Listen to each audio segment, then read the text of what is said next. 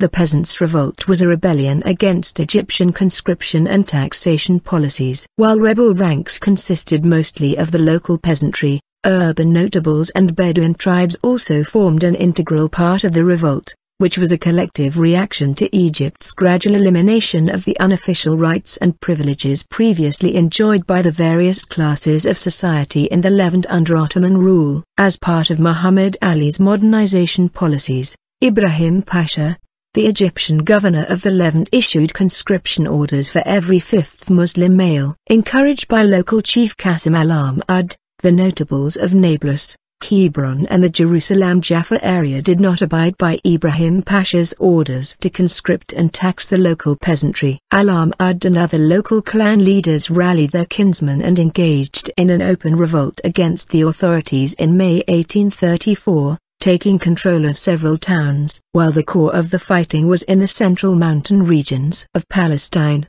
Samaria and Judea, the revolt also spread to the Galilee, Gaza and parts of Transjordan. Jerusalem was briefly captured by the rebels and plundered. Faced with the superior firepower and organization of Ibrahim Pasha's troops, the rebels were defeated in Jabal Nablus, Jerusalem and the coastal plain before their final defeat in Hebron, which was leveled. Afterward, Muhammad Ali's troops pursued and captured al-Ahmad in al-Karak, which was also leveled. Baruch Kimling and Joel S. Migdal argue that the revolt was a formative event for the Palestinian sense of nationhood, in that it brought together disparate groups against a common enemy. These groups are some of those that re-emerged later to constitute the Palestinian people.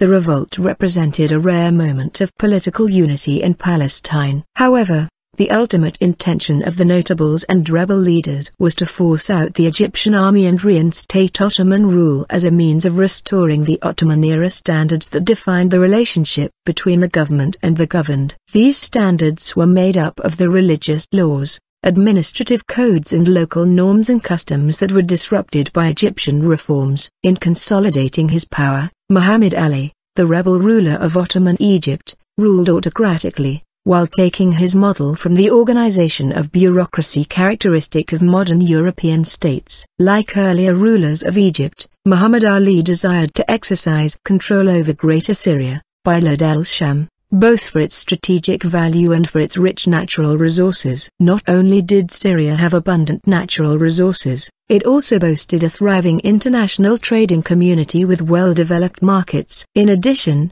in his strategy it would be a captive market for goods then being produced in Egypt. More importantly, the extension of Egyptian control over Syria was desirable because it would serve as a buffer state between Egypt and the Ottoman Sultan in Constantinople. A new fleet and army was raised and built, and on the 31st of October 1831, under Ibrahim Pasha, Ali's eldest son, the Egyptian invasion of Syria began, which initiated the First Egyptian-Ottoman War. For the sake of international appearances, the pretext for the expedition was a quarrel with Abdullah Pasha of Acre. Wali Ali alleged that 6,000 fellahin, peasant, farmer or agricultural laborer, had fled to Acre to escape the draft, corvée, and taxes, and he demanded their return. Ibrahim Pasha would advance through Palestine, occupying Haifa in December 1831. And then using the city as his primary military base. Events preceding the revolt. By May 1834,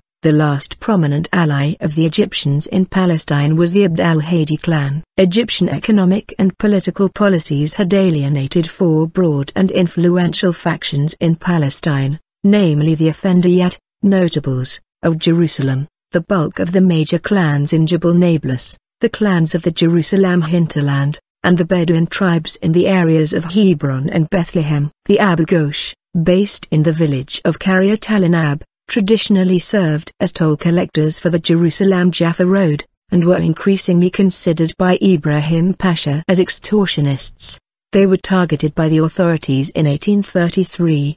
The clan's leadership was arrested, including head Sheikh Ibrahim Abu Ghosh, and were temporarily put into forced labor in Acre. Relations between the authorities and the south-central Bedouin tribes were also antagonistic. Traditionally, during Ottoman rule, The Bedouin were allowed to collect tribute payments from travelers and the inhabitants of the area in return for services to the state. Ibrahim Pasha saw the Bedouin as raiders who exceeded their privileges and abolished this practice. He also imposed additional conditions on the Bedouin, primarily the requirement of transporting grain for Egyptian troops in return for the right to graze livestock. In 1833, the Jura-based tribe of the Hebron Hills, which was headed by Isa Amr and Abd al-Rahman Amr, was subject to a military campaign by Ibrahim Pasha. The Abu Ghosh, the Ras Kaka-based Simon clan, and the Amr tribe were essentially at war with the Egyptians. In late 1832, Qasim al-Ahmad, leader of the Qasim clan and the chief of the Nahiyur, sub-district, of Samaria and Jabal Nablus, was dismissed by Ibrahim Pasha from his additional post as Mutasalim, administrator, of Jerusalem after serving a few months in office. The official reasoning for al-Ahmad's dismissal was his advanced age. He was replaced by his son Muhammad al-Qasim, who was consequently removed from the more powerful post of Mutasalim of Nablus. Afterward, Sulayman Abd al-Hadi of the Arab-based Abd al-Hadi clan, a prominent ally of the Egyptians, was appointed to Muhammad's former post in Nablus. The move was a power play by Ibrahim Pasha and the Abd al-Hadis, who were quickly gaining prominence in the region, their members having been appointed to head the Area of Sidon, which included most of Palestine, and a number of its districts. The move provoked the Qasim clan's anger with the Abd al-Hadi family and the Egyptian authorities. The imposition of new taxation categories that were in violation of both secular Ottoman law and traditionally accepted Islamic law drew local Muslim anger at the authorities. However, the principal point of contention between the authorities and the notables of Jerusalem and Nablus was the conscription order by Ibrahim Pasha on the 25th of April 1834. That day, Ibrahim Pasha convened with all of the clan leaders from both cities to demand the drafting of 1 out of every 5 Muslim men of fighting age. The order would begin with the conscription of 200 men from Jerusalem, 3,500 men from Sanjak al-Quds and Sanjak Nablus, and 500 men from Hebron. According to a chronicled account, during the meeting, Ibrahim Pasha attempted to address the reluctance of the notables to send their kinsmen and peasants to the army, asking that as Muslims at war with Christian nations, is it not necessary for us to have a big standing army?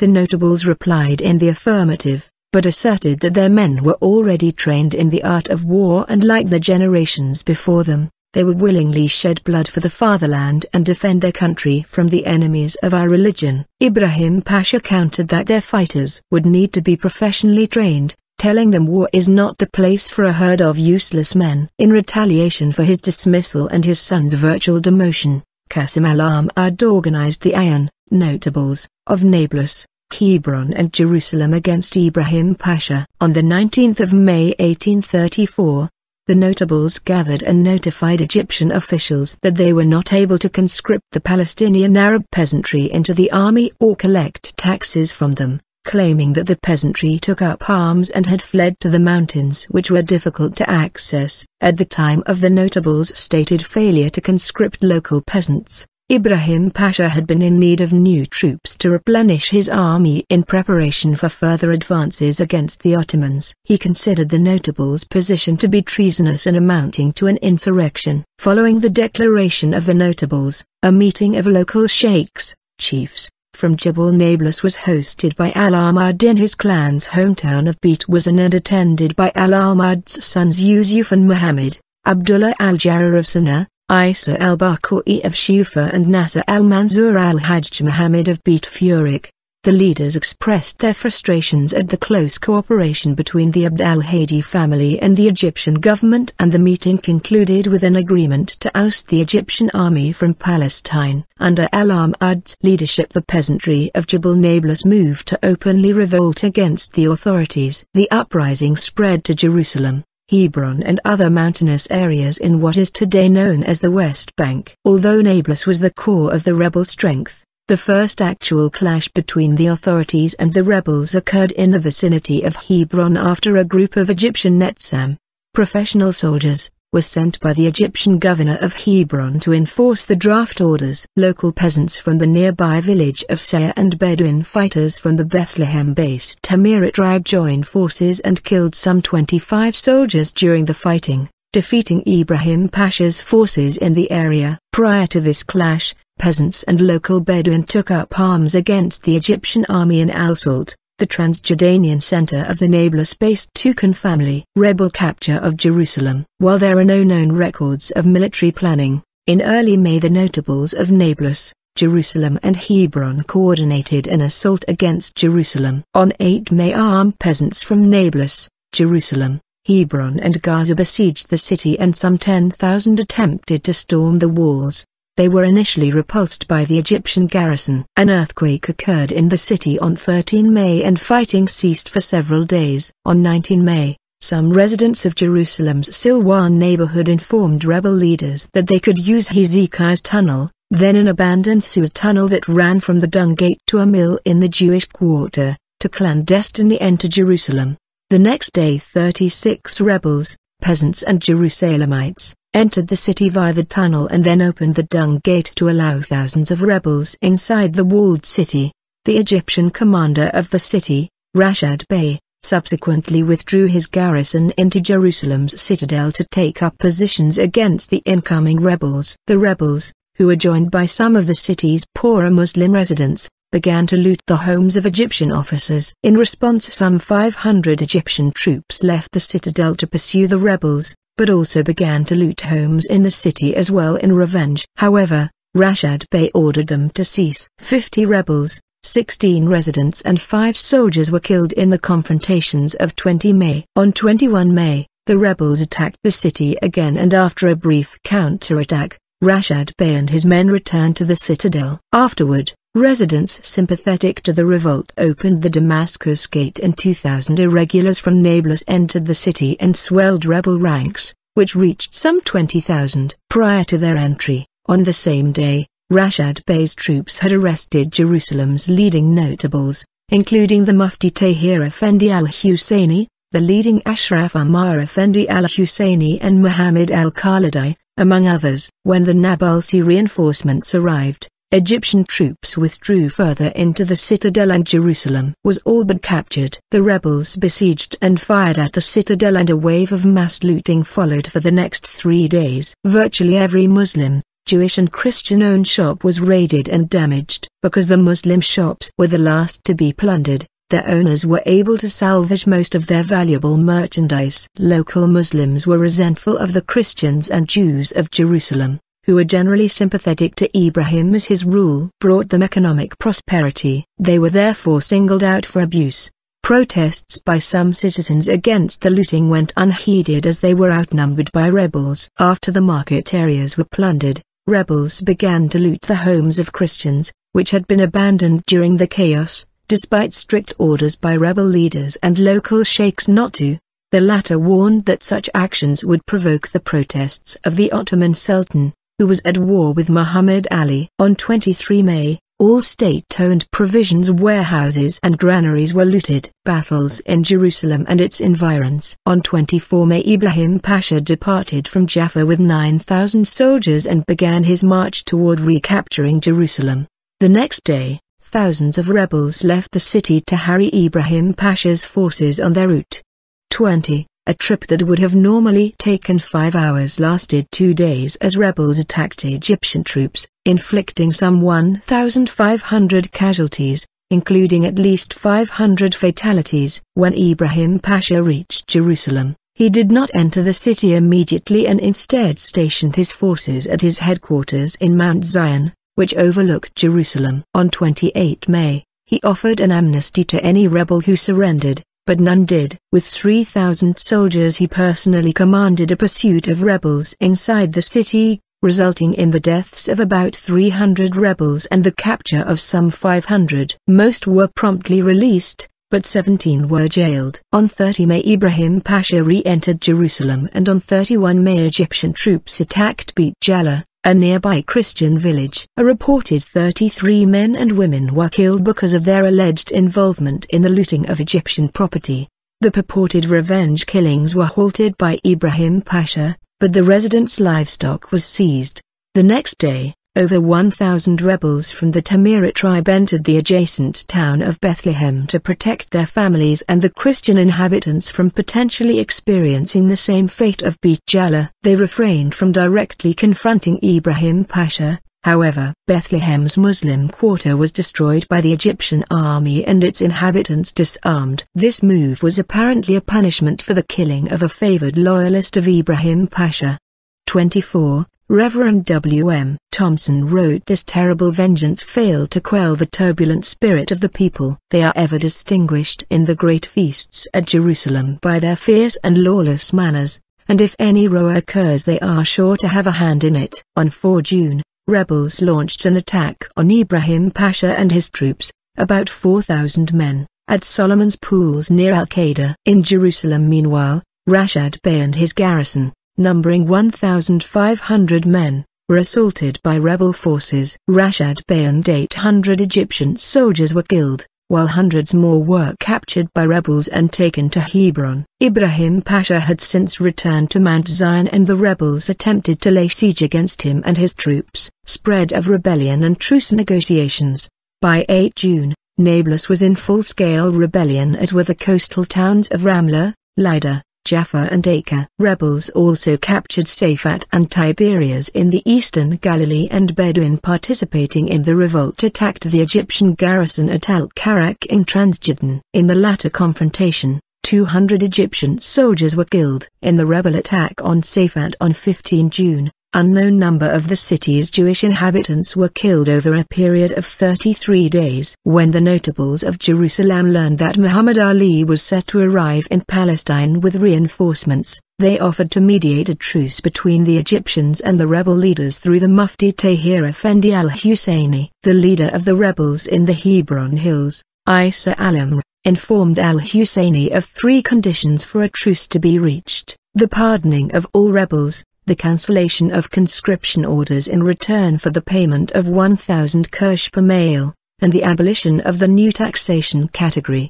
The terms were rejected by Ibrahim Pasha, but he continued negotiations with al-Husseini through Hussein Abd al-Hadi, the governor of Sidon. Qasim al-Ahmad, head of the rebels in Jabal Nablus, then requested a pardon from Ibrahim Pasha so that he could negotiate an end to the fighting himself. Ibrahim agreed, and with guarantees of safety by al-Husseini and Abd al-Hadi, al-Ahmad met with Ibrahim in late June. The latter admonished al-Ahmad for his betrayal of Muhammad Ali, to which al-Ahmad responded with an apology and an explanation that his hand was forced. By the end of the meeting, the two reconciled, and Ibrahim reappointed al-Ahmad both as mutasalim of both Nablus and Jerusalem. However, sometime after the summit with al-Ahmad, Muhammad Ali had several prominent Jerusalemite notables, including Tahir Effendi al-Husseini, Ammar Effendi al-Husseini, Muhammad Ali al-Husseini, Muhammad Ali al-Khalidi,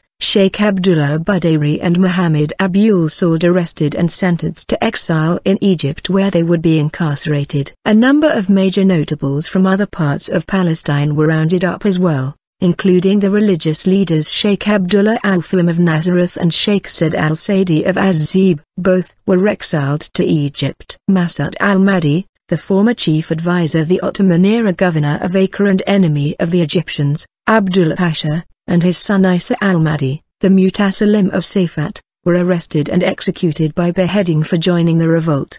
The Mahdi family was the most powerful feudal household in the northern coastal region of Palestine at the time of their leaders' executions. Qasim al-Ahmad responded to the arrest of the Jerusalemite notables by cancelling his truce with Muhammad Ali and rallying the rebels of Jabal Nablus. He asserted that the truce negotiations were a ruse to hold off the rebels until the arrival of reinforcements from Egypt. The rebels' strategy in Jabal Nablus was to split their forces, 30,000 fighters, into 3 divisions and fight Ibrahim Pasha's troops on 3 fronts: Ras al-Ain, the approaches of the Galilee, and Nablus city. On 24 June, Bedouin not directly affiliated to Qasim's irregulars, attacked Ibrahim Pasha's camp in the coastal plain. 4 days of battle then followed between the rebels and Ibrahim Pasha's men at Ras al-Ain, until the fortress was captured by the latter on 28 June. On 30 June, Muhammad Ali landed in Jaffa with 15,000 troops from Egypt, and on 2 July he convened with his son Ibrahim Pasha at Ramla, where the arrested Jerusalemite notables were assembled. Ali ordered the arrest of rebel leaders Qasim al-Ahmad,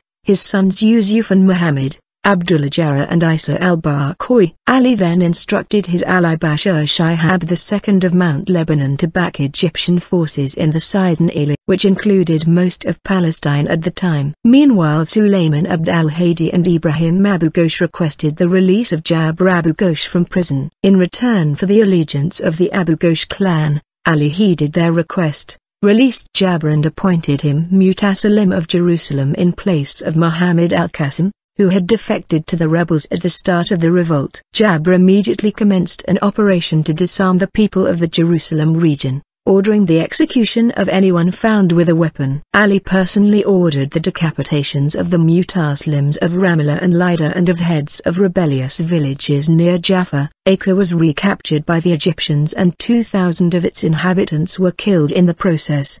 35. After receiving personal assurances from Hussein Abd al-Hadi that enforce Ibrahim Pasha's rule in Palestine, Ali departed for Egypt on 6 July. Ibrahim Pasha continued his expedition against the rebels of Jabal Nablus, pursuing them at Zeita. 90 rebels were slain while the rest fled to Deir al-Ghuzan, situated on a hilltop to the east of Zeita. At Deir al-Ghuzan, many of the inhabitants and rebels heeded Hussein Abd al-Hadi's instructions to flee once the Egyptian troops arrived. Qasim al-Ahmad had several of his own men killed for defecting to Muhammad Ali. Ibrahim Pasha's troops stormed the hill and the rebels, mostly members of the Qasim, Jarrah, Jeusi and Barqawi clans, were routed, suffering 300 fatalities. Most of the surviving rebels, including Qasim al-Ahmad and his son Yusuf, who were wounded, fled. Captured rebels of fighting age were sent to Egypt for professional military training, while older rebels had their right hands cut off. Following the rebels' defeat at Deir al-Ghuzan on 14 July, Ibrahim Pasha's troops proceeded to Nablus unhindered, passing through Araba, the stronghold of the Abd al-Hadi family, and then through Sana'a, the throne of the Jarrah clan. When they entered Nablus on 15 July, no resistance was put up, and shortly afterward, the entirety of Jabal Nablus submitted to Muhammad Ali's troops. From Nablus, Ibrahim Pasha dispatched his troops north to occupy Jenin and Nazareth, before arriving in Jerusalem on 20 July with 30,000 new conscripts. Battle of Hebron. Qasim and some of his men headed south to the Hebron hills after their defeat in Jabal Nablus. They confronted Ibrahim Pasha's troops at Solomon's Pools, but were defeated after brief clash. Afterward they fled to the city of Hebron. On 4 August Ibrahim Pasha's troops besieged the city, leveling its fort. It was never restored, by cannon fire. They then sacked and ransacked the city, and decisively defeated Qasim's forces. According to historian Roger Heacock, the rebels and the townspeople fought bravely and desperately, but they suffered severely from artillery fire. Mass killings and rapes by the Egyptian troops took place. About 500 people were killed, and 750 men were taken as conscripts. Another 120 adolescents were taken by Egyptian officers to do with as they wanted, according to historian Baruch Kimmerling. According to Jewish historian Joseph Schwartz, most of the Muslim population managed to flee beforehand to the hills. Some of the Jewish community however stayed behind, and, during the general pillage of the town, 12 of them were killed. The majority however, like most of the Jews of Safed and Tiberias, fled to Jerusalem. Execution of Qasim al-Ahmad and rebel leadership. Qasim al-Ahmad, his sons Yusuf and Muhammad, and Isa al-Barqawi fled Hebron during the fighting and headed east across the Jordan River. They were sheltered in al-Karak by a Bedouin clan affiliated with Anitsa tribal confederation. Ibrahim Pasha's troops pursued them and laid siege on al-Karak for 17 days. After a hole was blasted into the town's walls in late August, al-Karak was destroyed and the orchards outside the town were uprooted as punitive measures against the residents for hosting al-Ahmad. Fearing retaliation from Ibrahim Pasha, the Anitsa clan's chief, Duwayki al-Samir, then handed over the rebel leaders to the Egyptians. After his capture, al-Ahmad, one of his lieutenants, Asab alcohol, and al-Bakhawi were publicly executed in Damascus. Al-Ahmad's sons Yusuf and Muhammad were executed in Acre. His two youngest sons Uthman and Ahmad were exiled to Cairo, Egypt. Ibrahim Pasha also had several other rebellious sheikhs, chiefs, executed in Damascus, including Isa al-Mravjara, Ali Rabah and Abd al-Jabir Baghouti of Bani's Aid, Yusuf Salama of Selu, Ismail ibn Simon of Razkaka and Ismail Majli of al-Karak. Several other sheikhs were jailed in Acre aftermath. The 1834 revolt and the immediate aftermath reduced the male population of Palestine by about one-fifth. Large numbers of peasants were either deported to Egypt to work in manufacturing, drafted into Egypt's military, or abandoned their villages and farms to join the Bedouin nomadic populations. Around 10,000 peasants were deported to Egypt and the general population was disarmed. Abandoned or rebellious villages were destroyed by Ibrahim Pasha's troops, which prevented their inhabitants to return. The Egyptian army razed 16 villages before taking Nablus. 11. Ibrahim Pasha forced the heads of the Nablus clans to leave 5 nearby villages. The absence of the traditional local leadership due to exile or execution left Palestine's urban population to be financially exploited by both the government and its local opponents. Ottoman rule was subsequently reinstated in 1840, but many Egyptian Muslims remained in Jerusalem. Edict of Gulhain, issued by Abdulmasid, lifted the restrictions against non-Muslim subjects of the Ottoman Empire as part of the Tanzimat reforms, promising, amongst other things, a reform of conscription. In the 1840s and 1850s, the international powers began a tug of war in Palestine as they sought to extend their protection over the country's religious minorities, a struggle carried out mainly through their consular representatives in Jerusalem.